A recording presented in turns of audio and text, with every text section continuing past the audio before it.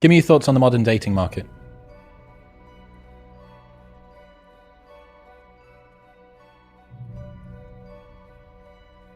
Well, I'm too old to really have any thoughts on it in some sense. Not from a personal perspective. Well, I don't understand it at a level of detail. I do know some things that are happening perhaps at universities where there are far more girls than boys, or women than men. What happens in those institutions, this is what it looks like anyways, possibly.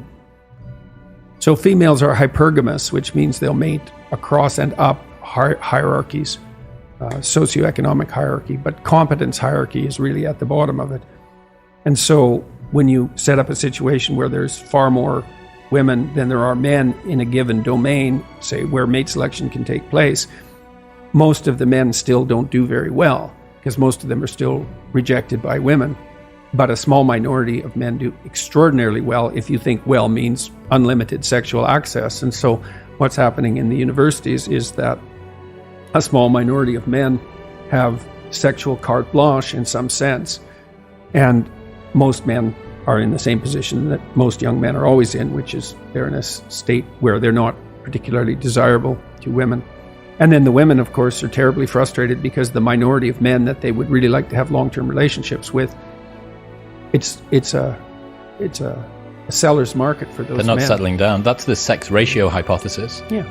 And the reverse happens, right? That you see whoever the more scarce sex is gets to determine the rules of the game. Mm-hmm. So the men, if they are in high demand because there's short supply, you get more short-term mating. Yeah. You get an increase in relationship dissatisfaction from women. And when the reverse happens, you get more dates before sex. You get more long-term mating. You also get more sexual violence in that situation as well, when there is a surplus of men and a scarcity of women. But I think there's something... You also get far more unstable societies.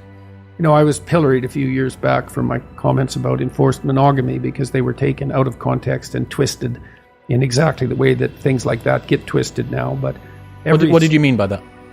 I mean that one human universal is the construction of societies to both mandate and reward monogamy.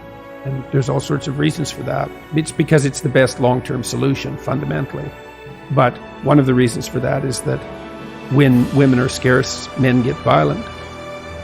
Now, that was read to say, well, I thought that this society should be distributing women to undeserving men, which is, of course, absolutely and utterly preposterous and bears no relationship whatsoever to anything I ever said or thought, or anything anyone sane would ever think or say, or has ever thought or said. Because I don't know anyone politically ever who was insane enough to think that the state should distribute women to men. Like, that's just never happened. So to be accused of that belief and then for that to, be put forward as a credible representation of what I thought was just one of the preposterous things that has happened to me. It's an unfortunate name, enforced monogamy, because it's a term from anthropology, right? But what you mean is culturally celebrated monogamy, culturally and norms that are supporting people and raising that up as an institution. Supporting and punishing, both, but mostly supporting. I mean, the punishing is that there's a moral disapproval applied to, say, cheating, right, to adultery, to especially running around behind your partner's back if you're married, particularly that. But even if you're in a long-term stable relationship,